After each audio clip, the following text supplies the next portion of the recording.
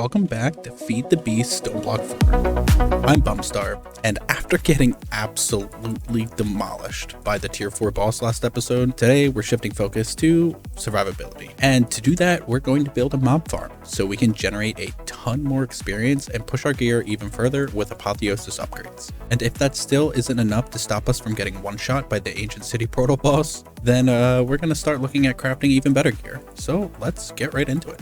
So I started making this room, and we're going to finish up by decorating and just filling the roof in with these blocks.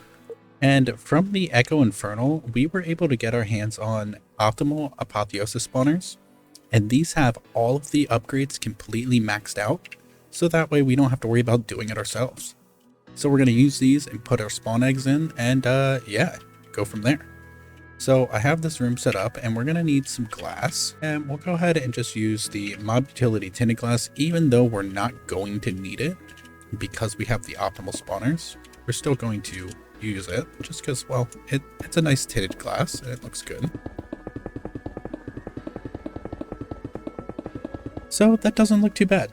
It gives us a nice semi-aesthetic compared to, well, the rest of this room, because I've been slacking on keeping stuff looking good. So this helps a little bit. Then we're going to go ahead and put our spawners here, and we're putting them 2 from the top because that allows anything that would spawn at 2 blocks to not have to spawn right on top here, and we don't have to worry about it spawning anywhere else, and just keep it here. And with these 2 set up, we're just going to put a redstone switch, and that'll turn them on and off. And it looks like they just have basic zombies. Yeah, they just have zombies set in them for now, which is fine. But yeah, we'll leave that as it is. And then we're going to want a way to push all the mobs to the front here. And to do that, we are going to use mob utility entity conveyors. Let's just make 100. We're not going to need 100, but grab them. It's super simple to make. And when you place them down, they're going to be placing towards the direction that you're facing. So these will all push everything this way.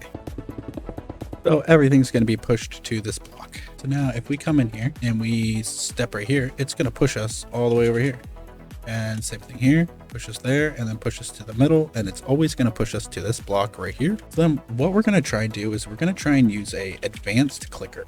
Let's set that here. Let's grab a gate, give it a little bit of power, and let's set the render area. And we're going to set that render area. Let's give this a try real quick. If we put this here, and we want to left click with the sword, and we're just going to turn these on super quick to see if this works. Let's nope, that's not what I wanted. Put those here, turn that on, see if they spawn. There we go. And is that gonna work to kill them? You target hostiles. There we go. But that's working. And we can set that to 1 tick. Alright, so let's turn that off for now. Got a ton of materials here.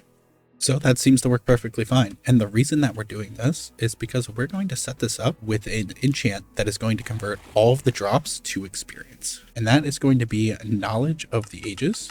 So we're going to get that at rank 3. Actually, set that back in here. We're going to do sharpness, sweeping, looting, fire, and that should be good enough. Then we're going to go ahead and make another Just Dire Things Eclipse Alloy Sword. And let's go enchant that. And now that we have that sword, we're going to also go ahead and put our experience holder here, and let's render that that area. So now it takes up this entire block. So now all that experience that drops, and we're going to go ahead and just bring this open one more so it just really fills up the whole area. And we're going to have it collect all experience, have it work on 1 tick, turn that render distance off. Let's go ahead and put our knowledge of the ages sword in here. And the reason we're using the Eclipse Alloy Sword is that way it is using the power in here to charge it, so we don't ever have to worry about the durability. But before we do that, let's upgrade it at least as well, just to give it a little more power. Yeah, and the only thing that we can do is set it up with this, which actually this gives us a 5% chance for loot pinata. You know what? We're going to just use the last of our experience to do that, to give it a little more strength. Let's pop that in here, make sure that we have our glass, and let's go ahead and turn on these zombies.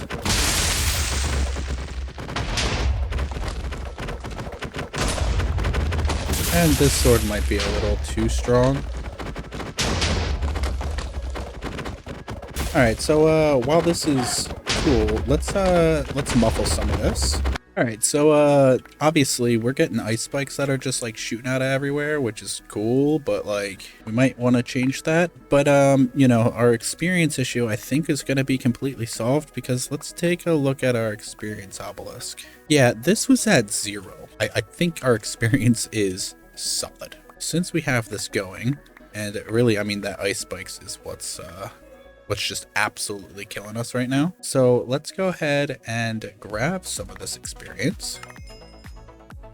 And let's remove that ice spike. So this is just going to start filling up with mobs, which is fine. But now we can take it over to the augment table. And let's see here. Frostbite. Let's go ahead and re-roll this. That works. And then let's go to Loot Pinata. And let's upgrade it. And yeah, I mean, we are already at almost 400 levels just from that. This is perfectly fine for what we needed. Super easy to set up, and now we are absolutely swimming in experience. I mean, we just don't ever have to worry about experience again. This is going to be absolutely insane. And yeah, I think realistically we could probably do away with even one of those spawners and just be completely fine with this. But yeah, now we can fully upgrade all of our gear. So now we have over 1,000 levels experience on us, and by the time that we're done upgrading everything, I would imagine it's going to be even more. So now let's take a look at this augment table. Now let's take a look at our sword. Pop this in here, and let's see. So spell power, we don't need spell power. So we're going to re-roll this. And I think at this point we're looking for attack damage, crit damage, attack damage percentage increase, or armor pierce or crit, any of those, pretty much anything other than just like stuff that's going to give us luck or whatever. We just want more damage out of this. So at 30% attack damage, that now brings us up to 31, and let's upgrade it. So now it is at 55% attack damage. So now that that's all maxed out, let's switch over here. And so cold damage, do we want cold damage? Probably not. We probably want attack damage or crit or something like that again. So let's re-roll, and let's re-roll again and again and again and again. Armor pierce. Armor pierce is probably worth having. So let's max that out. Attack speed. Definitely want attack speed. That's going to make it so we can swing this quicker. So let's max that. Ancient knowledge on hit. Ancient knowledge is pretty good. We can also get shock, blasting, weakness, speed, bleeding, freezing, mana, sundering, frosted, or loot pinata. I think ancient knowledge is solid. That gives us a ton of extra buffs. So let's max that. Snared. Don't really care for snared. But sundering, I think sundering is probably worth having. And our attacks deal 7 damage to nearby enemies. Thundershock, not too bad, but what else can we do? We can execute below 22% max health. That would be awesome. Blood slash, ice spike, stomp, divine smite, or flaming strike. So yeah, let's re-roll this. Perfect. Execute and max that out. And we're gonna need more experience for that. Well, we just maxed that out. Let's see how much experience we have over here. Already at 1,000. So let's pop that back in here, go back to our executing, and max that out. So once we get something to 25% maximum health, it's just going to die. So now let's do exactly that with all of our armor. So let's see, when attacked to cast ball lightning, we're gonna need more sigils. So let's just make like 200 of these. Pop our enhance in here, put our helmet back in. All right, let's re-roll this magic resistance. Max health, perfect. We're gonna max that out. Iron forged armor, max out armor. Reaping, don't need scythe proficiency. Soul ward capacity, max level, we'll keep that. Knockback resistance, oxygen bonus, magic proficiency, magic resistance. Yeah, we'll keep that. Projectile damage, the other option is blindness. We'll just take projectile. Grounded, lightning damage taken is reduced by 20%, or blindness. So we'll max that out too. Now let's switch over to our chest piece. Magic resistance, what are our other options here? We already have warded completely maxed, so we could get armor, we could get max health, luck, armor toughness. So let's switch that. We'll keep soul ward integrity. Reaping, reroll that, plus armor, we'll take that. Ruined, magic damage taken reduced. When attacked, self-cast shield, we'll take shield. When attacked, gain resistance. Our other option is projectile or explosive, so we'll keep that. And we're going to need more of our sigils of enhancement. And while we're waiting on that, let's go ahead and have another 200 crafted. Okay, let's do another 100. Do we have enough? We do. So upgrade that. Bursting. When attacked, gain bursting vitality, or we can get instant heal, which we'll do that one and max that out. Shielding, which we just switched to, so we will max shielding out. And luck, let's go ahead and re-roll that, and we're out of levels. So in that time period, let's go ahead and see how many levels we got. Almost 2,000. Let's go back to, let's see, Stalwart. Keep re-rolling. Max health. Perfect. All right, got that maxed out. So let's put our headpiece and our chest piece back on. Now it's time for our legs. So we want armor. We'll max that. Increase armor. Healing received. We don't really have anything here. We have our instant health. So you know what? Let's we'll see. Hold on. Bolstering resistance. Keep that. Gain instant health. We'll take that. Ball lightning versus physical damage taken reduced. Yeah, we'll take that. That's that. Switch out our lucky. Max health. And we need more sigils. We need more source. Let's go check on our source real quick. We need an axe. That's why our source stopped working. So let's go ahead and pop that in here. And that'll start getting us source again. It's not the fastest, but it works. I just had to fix my source real quick because I was running out, so I couldn't make the Godforged pearls or the sigils of enhancement. So I set up an ergonomic source link here, sending it to a relay, which is then sending over here because I really just didn't feel like running cables or building another wireless. But that relay is sending it to this ME source jar, which is then pumping it into our system. So we're good to go. We have plenty of these being. And then I've gone ahead and set up an item collector because, well, we keep getting the chicken jockeys and feathers and swords and stuff that are spawning in here. And I didn't want it to build up and cause an issue like that. So it's all just being sent in here. And if it's something that can be sent to the salvage table, it'll be sent there as well. So perfect. All right, so how much experience do we have? More than enough. So now we have all of our sigils and we're just gonna go ahead and have it make some more. Oh, and it looks like we can't because we are out of, get some prismatic shards. Let's see, we do 200. Yeah, our prismarine shards. We're running out because we don't have enough generalized overworld predictions. So let's go ahead and see if we can just make another 100. Nope, missing. Let's do 50 more. That works.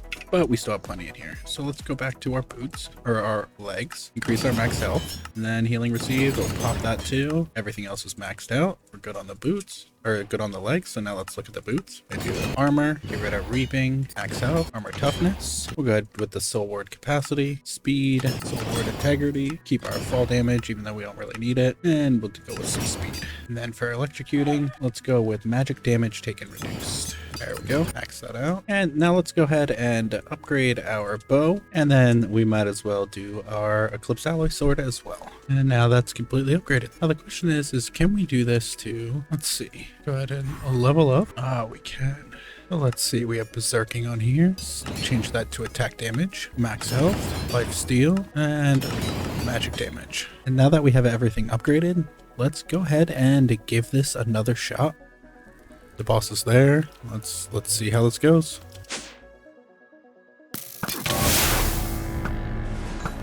Oh, I'm alive. Flying is definitely helping. Oh man, this is so much better.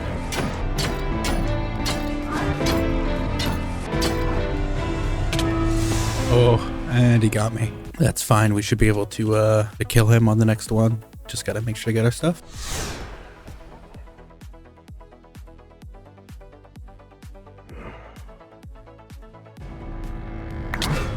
Oh, I couldn't get it in time.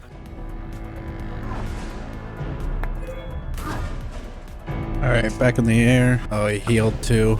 Let's see. For some reason my arrows aren't hitting at all.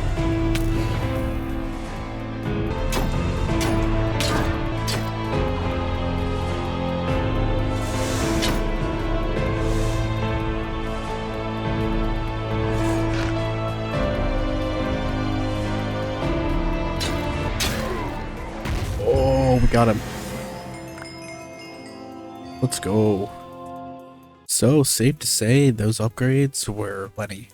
We still died, but we got him, and we were doing an absolute ton of damage to him. So let's see what we got. Epic Shader Grab Bag, our Cursium Ingots, which is I think exactly what we were looking for. So let's head back home and let's see. We're going to need, I think this is pronounced Aphonium. I'm not quite sure, but it's going to require Fortron, an absolute ton of power, source, our Cursium Ingots, some Enderium Ingots, which we already have, 16 Vibrant Alloy Ingots, which we can make easily enough, and 32 Skulk, which we also have. So let's take a look at the Vibrant Alloy. That's going to be in our Alloy Smelter. So let's go set up a pattern for all of this and go take a look. Let's take our Alloy Smelter and we'll place it right here. grab a pattern provider, put you right here, get some cables. Let's go ahead and set this up. We have our basic capacitor, our fused, and let's settings, turn this around, set this to push and pull. So it gets sent to the pattern provider and back to make sure we have a gate on here for some power. Now let's set up some patterns for this. So this is just redstone, gold, and glowstone, which is all stuff that we have. Put that pattern in here. And then same thing with the alloy smelter here. It's just an ender pearl with those energetic alloys. And we'll put that pattern in here. And then let's also look at ender capacitors. So we're going to want to go ahead and craft all of these to get to a better capacitor, so it's a bit easier to make this. So let's set up the patterns for this, and let's just make one of these, and we'll let that craft down, and that will speed up this process by switching to this better capacitor, because as you can see, this is extremely slow. All right, we have our better capacitor, so let's swap these out. And now let's go ahead and make a pattern for this. I don't know how to pronounce this. Euphonium? Guess we'll see. Anyway, that pattern, let's go ahead and put it with our pattern provider. Anyway, and how many of these did we need? We need 16 total. So let's make 16. So we're missing liquid darkness. So we're actually, we need to put our cursium in here. 16 of these. Missing liquid darkness. What is that used for? Oh, right here. Okay, so a vat with obsidian dust and amethyst seems to create liquid darkness and liquid sunshine. I've never had to use one of these before, so let's go ahead and make one. All right, so a couple crafting patterns later, put this vat in here, and let's craft a vat. And let's go ahead and place that right over here. Let's make a pattern provider. We have some more cables, and let's link this up. Settings. Let's go ahead and set this to push pull, and then we need to make some liquid darkness and liquid sunshine. So let's go ahead and make a fluid cell and just teach our system how to make a 256K. And let's make one of these. And then we need to put our cell workbench down. I constantly move this thing, so we're just going to put it right here. And within seconds, we have our 256K fluid cell. Now we're going to come in here and we're going to partition this so it takes liquid sunshine and liquid darkness. Put this in our drive, and we're going to need to upgrade our drive soon, but we can do that with an extended drive to make it hold double the amount. Now that we have that, let's go ahead and set up this pattern, and we're going to have to set up a pattern for liquid sunshine, which is just going to be flowers with a random glowstone or something along those lines. So we're going to need to set up some torch flowers or sunflowers. All right, so we have 4 torch flowers. Let's go set that upstairs real quick to give this somewhere to live. And actually, we're going to need some torch flower seeds. These won't work. So where can we get some torchflower seeds? From the quartermaster. What about some sunflowers? This looks like we're just going to need, yeah. So let's go get our torchflower seeds. All right, so we're going to be pretty limited on how many of these we can grow, at least for now. But we have some torchflowers, so that should be enough to get us some liquid darkness. We need 10,000 millibuckets, and we get 1,000 per, so we're going to need 500 we're going to need 5 buckets of liquid sunshine, and to get liquid sunshine we get okay, so we just need, we're just going to need 5 torch flowers, so easy enough. Let's head down and set that up. Let's look at that recipe real quick. 1 bucket, get that, so we can get rid of one of these, I think. Let's see if that works. Liquid sunshine, need 5 buckets. Perfect, it is working. So since that's working, now let's set up our pattern for liquid darkness. And now we're going to need 10 buckets of darkness. So fill this up with sunshine, add some amethyst and some obsidian dust, and let it cook. Now the only other thing I want to look at is how much Fortron do we have? We have 15,000 buckets of Fortron, which is way more than enough. So we'll just wait for this to cook, and then we'll make our item. And now that our liquid darkness is complete, let's go ahead and make 16 of these. Yep, and it looks like we're going to need a little bit more torch flowers, because I was only taking into account 1 craft, and well, we need 2 of them. Oh, didn't realize that was a thing. Alright, and now that we have our 20 buckets of liquid darkness, let's go ahead and make 16 of our euphonium in our world engine. And it seems like the thing that's going to take us the longest is this alloy smelter. And we now have our 16 euphonium. Let's see what we get from our gift of stones. A unbreakable brush. Not bad. Now we can go to the ancient and speak to him. And complete stage. That's all we can offer him for now, and it is complete. So let's go ahead and head to our world engine, and then our 16 Atonium, Euphonium, and do the world engine upgrade.